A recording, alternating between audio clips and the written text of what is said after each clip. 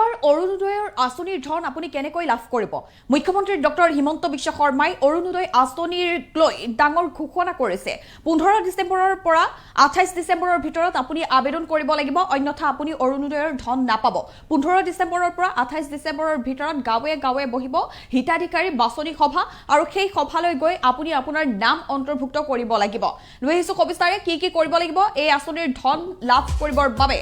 এই মুহূৰ্তত অত্যন্ত গুৰুত্বপূৰ্ণ খবৰ জনাইছো অৰুণোদয়ৰ হিতাধিকাৰীৰ বাবে মুখ্যমন্ত্ৰী ডক্টৰ হিমন্ত বিশ্ব শৰ্মাৰ ডাঙৰ ঘোষণা 15 ৰ পৰা 28 ডিসেম্বৰৰ ভিতৰত অৰুণোদয় আঁচনিৰ বাবে আবেদন কৰিব লাগিব আপুনি অন্যথা নাপাব অৰুণোদয়ৰ ধন অন্যথা আপুনি অৰুণোদয়ৰ ধন লাভ নকৰে যদি আপুনি আবেদন এই তাৰিখৰ ভিতৰত নকৰে 15 ৰ পৰা 28 ডিসেম্বৰৰ ভিতৰত গাঁৱে গাঁৱে অনুষ্ঠিত হ'ব হিতাধিকাৰী বাছনি সভা এই সভালৈ গৈ আপুনি আপোনাৰ নাম অন্তৰ্ভুক্ত কৰিব পাৰিব অন্যথা 2026 চনৰ বিধানসভা নিৰ্বাচন পৰ্যন্ত নাপাব এই সুবিধা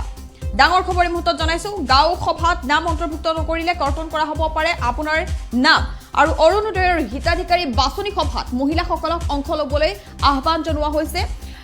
অৰুণোদয়ৰ হিতাধিকাৰীৰ বাবে এই ঘোষণা কৰিছে মুখ্যমন্ত্ৰী ডক্টৰ হিমন্ত বিশ্ব শৰ্মাই অত্যন্ত এটা গুৰুত্বপূৰ্ণ খবৰ জনাইছো যদিহে আপুনি 15 ডিসেম্বৰৰ পৰা 28 ডিসেম্বৰৰ ভিতৰত গাঁৱে গাঁৱে অনুষ্ঠিত হোৱা হিতাধিকাৰী বাছনি সভাত গৈ আপোনাৰ নাম অন্তৰ্ভুক্ত নকৰে তেতিয়া হলে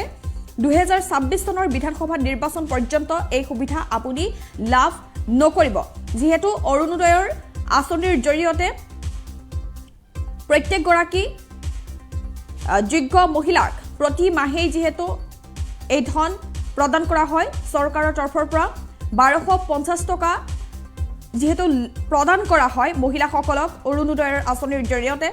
আৰু এইবাৰ এই অৰুণোদয় আঁচনিৰ ধন লাভ কৰিবৰ বাবে 15 ডিসেম্বৰৰ পৰা 28 ডিসেম্বৰৰ ভিতৰত গাঁৱে গাঁৱে যি হিতাধিকাৰী বাছনি সভা অনুষ্ঠিত হ'ব সেই সভালৈ গৈ প্ৰত্যেক গৰাকী হিতাধিকাৰীয়ে নিজৰ নাম অন্তৰ্ভুক্ত কৰিব লাগিব অন্যথা 2026 চনৰ বিধানসভা নিৰ্বাচন পৰ্যন্ত এই সুবিধা লাভ নকৰিব এই সুবিধাৰ পৰা বঞ্চিত হ'ব গাঁও সভাত নাম অন্তৰ্ভুক্ত নকৰিলে কৰ্তন কৰা হ'ব পাৰে আপোনাৰ নাম অৰুণোদয়ৰ আঁচনিৰ পৰা কৰ্তন কৰা হ'ব পাৰে যদিহে আপুনি গাঁও সভাত নিজৰ নাম অন্তৰ্ভুক্ত নকৰে অৰুণোদয়ৰ হিতাধিকাৰী বাছনি সভাত মহিলাসকলক অংশ ল'বলৈও আহ্বান জনালে মুখ্যমন্ত্ৰী গৰাকীয়ে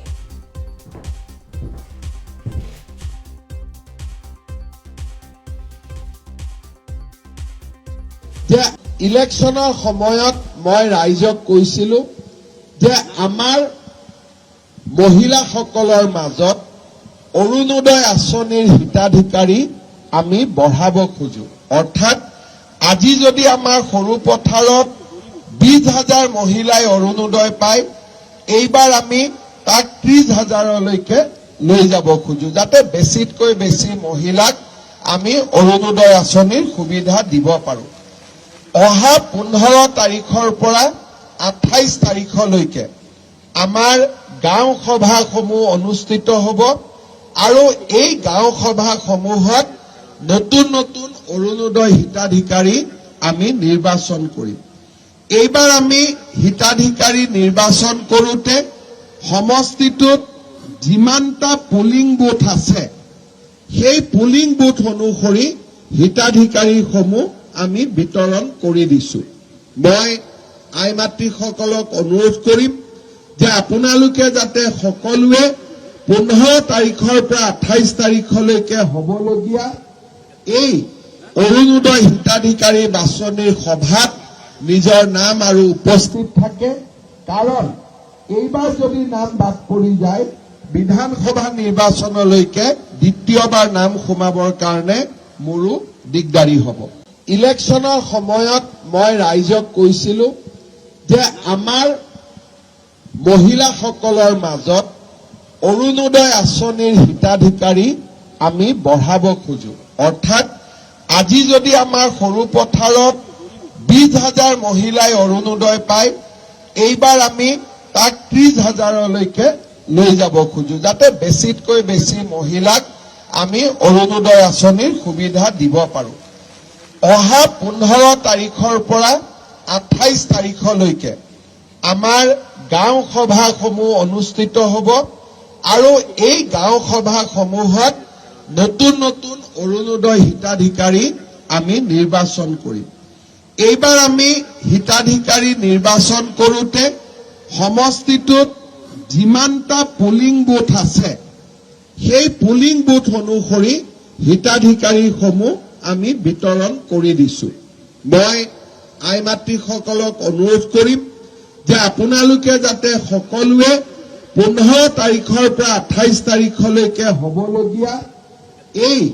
অৰুণোদয় হিতাধিকাৰী বাছনিৰ সভাত নিজৰ নাম আৰু উপস্থিত থাকে, কাৰণ এইবাৰ যদি নাম বাদ পৰি যায় বিধানসভা নিৰ্বাচনলৈকে দ্বিতীয়বাৰ নাম সোমাবৰ কাৰণে মোৰো দিগদাৰ।